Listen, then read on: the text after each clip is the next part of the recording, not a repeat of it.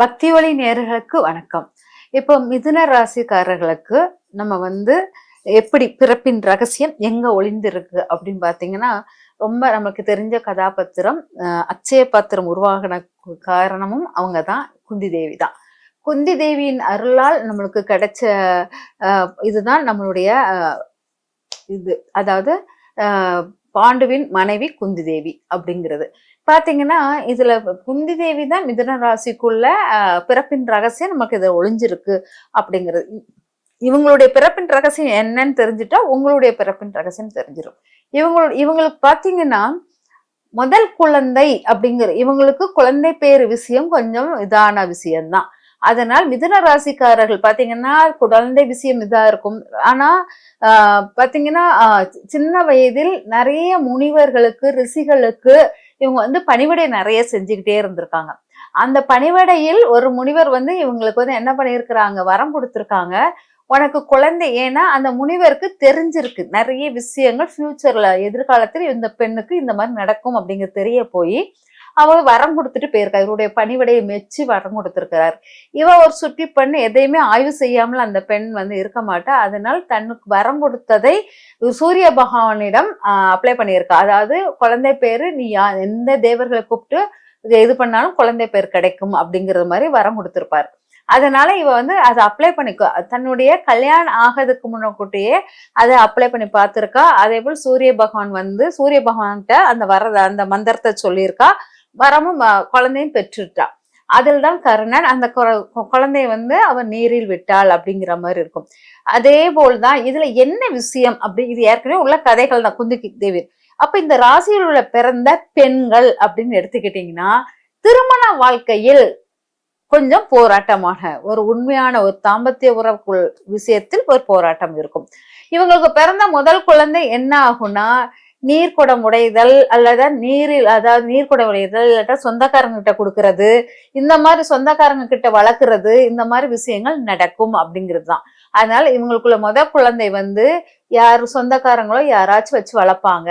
பொதுவாக இவங்களுக்கு அந்த குழந்தை நீரில், முதல் குழந்தை நீரில் உள்ள விஷயங்களால் எஃபெக்ட் ஆவாங்க அப்படிங்கறது எடுத்துக்கலாம். அதுக்கப்புறம் பாத்தீங்கன்னா அடுத்தால இவங்களுக்குள்ளது 3 குழந்தைகள். அடுத்தால தர்மன், பீமன், அர்ஜுனன், இந்த 3 குழந்தைகளும் வேற தேவர்களுக்கு பிறந்திருப்பாங்க, வேற தேவர்களால் உருவாக்கப்பட்டவர்கள் அப்படிங்கிறது பாத்தீங்கன்னா. எல்லா குழந்தைகளும், அடுத்த குழந்தைகள் எல்லாமே வீரமும் தர்மமும் அறம் படைத்தவர்களாகவும் வில்வித்தையில் ஏதாச்சும் ஒரு எக்ஸ்ட்ராகுலர் ஆக்டிவிட்டிஸ் சிறந்தவர்களாகவும் இருப்பார்கள். அதனால இவங்களுக்கு பிறக்கிற குழந்தைங்க முதல் குழந்தை மட்டும் ரொம்ப மற்றவங்களுக்காக வாழக்கூடியது அப்படிங்கிற மாதிரி ஆவாங்க. இந்த அடுத்த குழந்தைங்க ஃபுல்லா என்னன்னா ஏதாச்சும் ஒரு எக்ஸ்ட்ராகுலர் ஆக்டிவிட்டிஸ்ல ரொம்ப சிறந்து வழங்கக்கூடியவர்களாக இருப்பாங்க. 2வது குழந்தை, 3வது குழந்தை அப்படிங்கிற இது ஆணாக இருந்தால் என்னன்னா பெண்கள் சூழ இருக்கக்கூடியவர்களாக இருப்பாங்க. ரொம்ப மன்மத லீலைகளில் வல்லவர்களாக இருப்பாங்க அப்படிங்கிறத எடுத்துக்கலாம். இந்த ராசிக்காரர்கள் தன்னை எப்பவுமே ஒரு இவங்க ஆக்டிவேட் பண்றதை விட இவங்க பேச்சில், இவங்க சிரிப்பில் எல்லாமே அட்ராக்ட் ஆகக்கூடிய பெண்கள் நிறைய இருப்பாங்க அப்படிங்கிறது ஆண்களுக்கு இது பொருந்தும் அப்படிங்கிறத எடுத்துக்கலாம். பொதுவாக இந்த ராசியில பாத்தீங்கன்னா எப்பவுமே யாராச்சும் கூட இருக்கிறது அவங்களுக்கு ஒரு டிபெண்டிங்காக இருக்கும். இப்போ குந்தி தேவி என்கிறவ யாருன்னா வசுதேவனின் சகோதரி. அப்படி அப்போ வசுதேவனுடைய சகோதரிங்கிறனால கிருஷ்ணர் என்னன்னா ரொம்ப அத்தை. அதனால எல்லா உதவியும் குந்தி தேவிக்கு செஞ்சிருக்காங்க. அதே போல் இந்த ராசிக்காரர்கள் இவ கையில தான் நம்ம சூரிய பகவான் கொடுக்கிற அக்ஷய பாத்திரம் இருந்தது அப்படிங்கிறதுனால இந்த ராசிக்காரர்கள் அக்ஷய பாத்திரத்துக்குரிய இவர் கையால ஏதாச்சும் பொண்ணோ பொருளோ வாங்குவது சிறப்பாக, அதை விட இவங்க வித்தைகள் ஏதாச்சும் கத்து கொடுத்தாங்கனாலும் அது சிறப்பாக இருக்கும் அப்படிங்கறத எடுத்துக்கலாம். யாருக்காச்சும் சூரியனுடைய தோஷங்கள் நிறைந்து இருந்துச்சுன்னா அவங்க இந்த மிதுன ராசிக்காரர்களுடைய நட்பு கிடைச்சிச்சுன்னா இந்த சூரியனால் வர தோஷத்தை நீக்கக்கூடியவர்களாக இருப்பார்கள் அப்படிங்கறது இருக்கா. சூரியன் நீச்சமாகவோ, சூரிய அஸ்தங்கமானாவோ, சூரியன் நீச்சமாகவோ, சூரியன் மறைவு ஸ்தானத்தில் இருந்தாலோ மிதுன ராசிக்காரர்களால் அது ரெக்கவர் பண்ண முடியும் அப்படிங்கிறது எடுத்துக்கலாம். அதனால மிதுன ராசிக்காரர்களுடைய வயது முதிர்ந்த ஒரு பெண்ணாக இருந்தாலோ ஆணாக இருந்தாலும் அவங்களுடைய ஆசீர்வாதம் வாங்கும் போது அங்க சிறப்பாக இருக்கும். ஏன்னா அந்த மிதுன ராசியில் புனர்பூசம் நட்சத்திரத்தில் நம்ம ராமர் அவதரித்த நட்சத்திரம் அதில் இருப்பதனால சூரிய வம்சத்துக்குரியவரான ராமர் அவதரித்த நட்சத்திரமும் அங்க இருக்கிறதுனால மிதுன ராசிக்காரர்களுக்கு சூரியனால் ஏற்படும் பலவீனங்களை மிதுன ராசிக்காரர்களால் நீக்க முடியும். இதுவே பிறப்பின் ரகசியமாக இருக்கும். தன் தந்தையுடைய நெகட்டிவ் எல்லாமே களையக்கூடிய முக்கிய ராசிக்காரர்களும் இந்த ராசிக்காரர்கள். பொதுவாக இந்த ராசிக்காரர்கள் தன் குழந்தைய மட்டும் தத்து கொடுக்க மாட்டாங்க, இவங்களே தத்து பிள்ளை மாதிரி வளர்ந்தவர்களாக தான் இருப்பாங்க அப்படிங்கிறது தான் அர்த்தம். இவங்களும் வீட்டில் மேக்சிமம் இருந்து வளர மாட்டாங்க, எங்கெங்கயோ யார் வீட்லயோ இருந்து வளருவாங்க, இல்லாட்டா யாராச்சும் கூட்டிட்டு போய் வச்சுக்குவாங்க.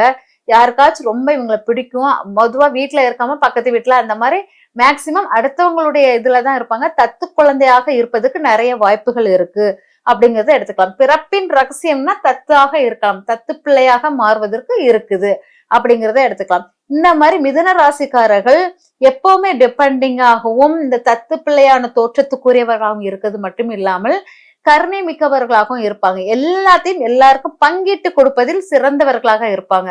அது எதுவாக இருந்தாலும் எல்லாத்தையும் சமநோக்கா எல்லாருக்கும் போய் சேரணும் அப்படிங்கிறது.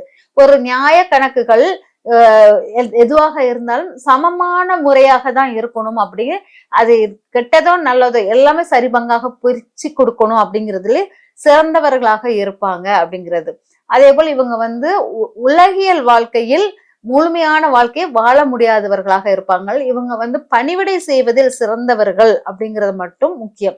யாருக்காச்சும் அதாவது ரிஷி மகான் பணிவிடை, அதே போல் இந்த காலத்தில் என்னன்னா சித்தர்கள் வழிபாடு, மகான்களை போய் நோக்கி வழிபாடு பண்றது, இந்த மாதிரி விஷயங்கள் இவங்களை ஏற்று போவாங்க. இவங்களுக்கு சூரியனுடன் நெருங்கிய தொடர்பு இருக்கும். சூரியன் நமஸ்காரம் பண்ணுவது சூரியனுடைய நெருங்கிய தொடர்புகள் அதிகமாக இருக்கும். மேல் அதிகாரியுடன் நட்பு பாராட்டுவதில் சிறந்தவர்களாக இருப்பார்கள். பொதுவாக இந்த ராசிக்காரர்கள் சூரியனுடைய ஒளியை அதிகமா வாங்கும் போது மிக சீக்கிரம் பிரபலம் அடைவாங்க. ஏதாச்சும் ஒரு எக்ஸ்ட்ராகுலர் ஆக்டிவிட்டிஸ் உள்ளவர்களாக இருப்பார்கள். மந்திர ஸ்லோகங்களில் முக்கியத்துவம் வாய்ந்தவர்களாக இருப்பாங்க.